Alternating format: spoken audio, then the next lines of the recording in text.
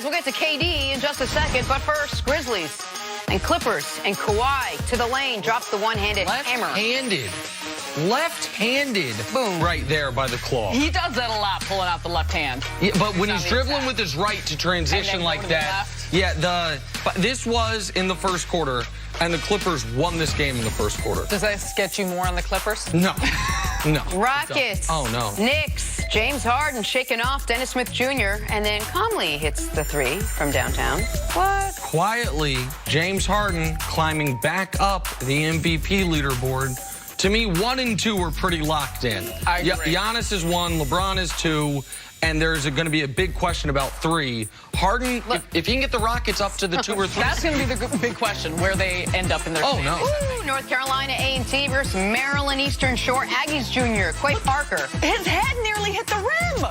Yeah. That was Look nice. at that. Look, okay, another angle. Oh, dang. Oh, set play, it looks That's like. a nice pass. Nice play. I love that you guys find new things every angle. Yeah, it's a great play. North Carolina A&T and HBCU making the highlights. Way to go, young fella. He hung up there for a while. I like that highlight. Pass. All right, how about this? Florida we got State, more? Louisville, Seminoles fast break, senior guard, Trent Forrest, all over that defender. This really goes right in the face of my you got to contest. Oh. Because that fella contested and really embarrassed himself. Well, he's on the highlight, though. You One maybe way or got the other. You may be in that spot. You get out of the way.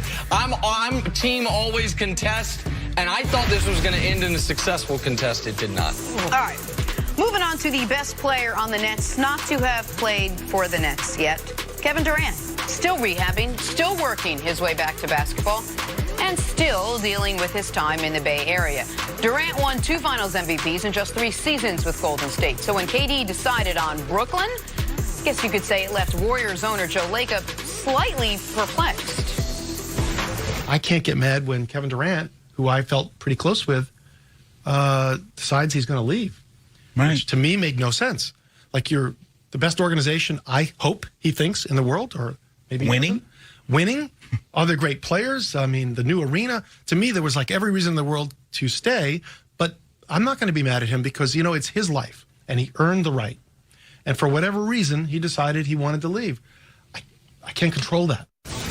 All right, Sarah, this is your corner. You cover the Nets. What was your reaction to what Joe Lacob had to say? My first reaction in hearing his comments are, what else is Joe Lacob going to say? Of course he feels that way, and he's done a great job, along with the other ownership, of putting together a really solid organization in Golden State, the type of team that they have. You look at not only what they have done in terms of winning and the roster they've compiled, but also just the front office consistency, the head coach and Steve Kerr, the new arena, which I have not been to yet, will be out there in a couple weeks, but by all accounts, it is first class and a beautiful place to play. If you get to be in the Bay, you get to be in San Francisco, and all the things. It's an attractive place for any free agent. I think when it comes to Kevin Durant, though, he wanted a change and he wanted something different. He spoke multiple times about just his decision and why it felt like it was time for him to try something new. And I think with any player, and I feel strongly about this, when you are a free agent, you have the agency to choose what you want, where you want to be, get a different experience.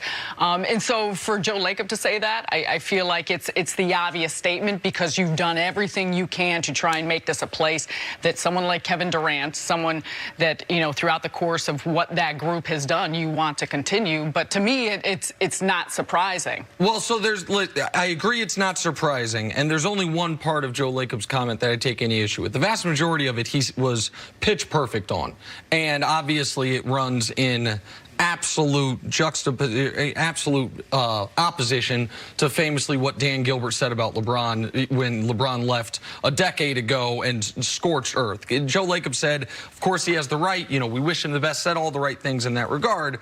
The one part that I take issue with is maybe the wrong word, that I disagree with, is where he said, I felt close to Kevin, I felt like I knew Kevin.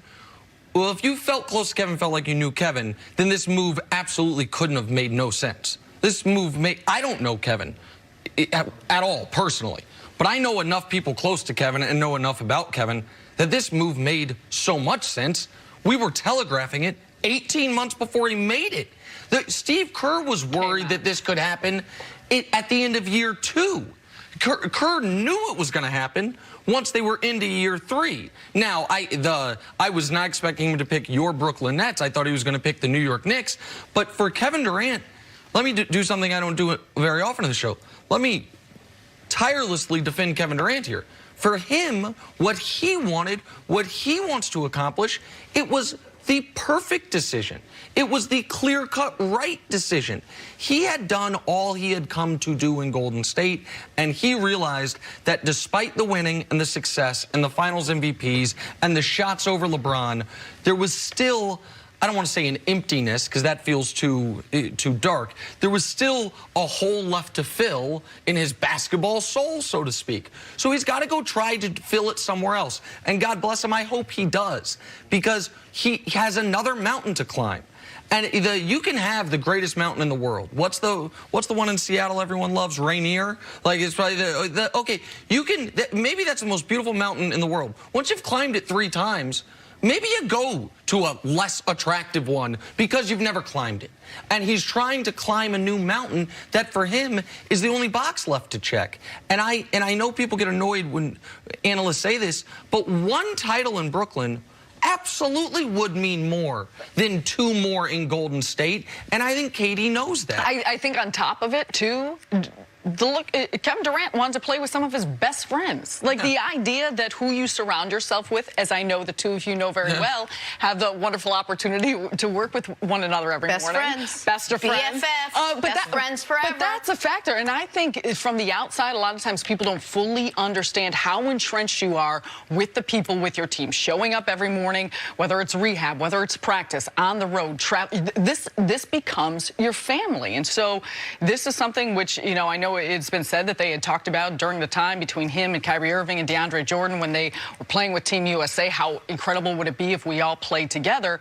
But you also, and I'll say this from the inside, looking at a well-structured organization that also has a beautiful arena, that also has a great practice facility, that's in a different market that Kevin Durant desired to be in. You're in New York City. Yeah. He's a businessman as well. So there was a variety of aspects that I think you could point to as you have, that this was a decision for Kevin Durant that certainly makes a lot of sense. Yes, and yes, but also yes, Kevin Durant's a quirky guy, and he's a fickle guy, and he's seemingly unsatisfied all the time.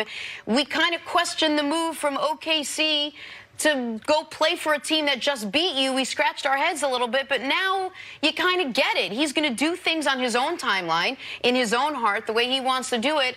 I don't know why Joe Lacob was totally surprised by this. The move to come to his team was a little bit surprising as well. It comes from, and this can be a loaded term, so I don't mean it in a bad way, it comes from a place of privilege. Joe Lacob basically saying, how could anyone not want us? Which really is, how could anyone not want me? I'm the light years ahead owner. I'm the owner that put this whole thing together. I'm the owner that saw the writing on the wall that you could come here initially.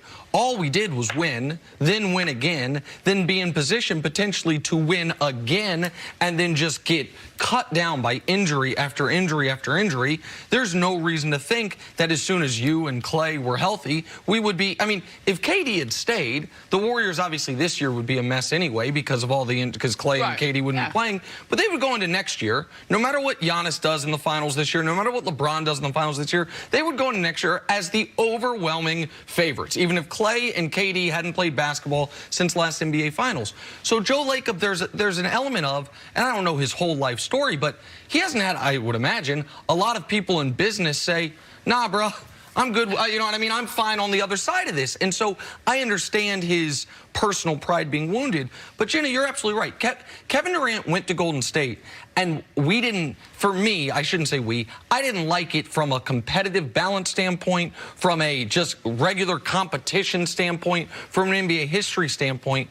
But if what he thought was, my #1 goal is the quickest possible path to a championship and to play in a smarter offense, then it makes perfect sense in that regard. And if his next #1 goal is to expand his business empire on the East Coast, if LeBron's set up on the West Coast, and to try to win a championship where he will unquestionably be the guy for a franchise that has never won one, certainly in Brooklyn, well, has never, they've been to the 2 finals with Kidd, but doesn't have a championship history and no one on the team team has a championship pedigree other than his buddy Kyrie, then of course the move makes perfect sense. And so that's the part where Lacob, I think it probably is just a bad turn of phrase by him. I can't imagine the day of free agency, Sarah, he thought KD was coming back. And that's where there's a difference between I was surprised and it doesn't make sense. Yep. And so maybe he was not surprised, but in continuing to reflect on it still does not make sense to him. It's my best friend. You too, every morning. He's my best friend. Coming up, why aren't Dak Prescott and the Cowboys talking right now? That's next. This is First Things First. Jenna, you are absolutely one of my 6 favorite people in this You're the room worst. right now.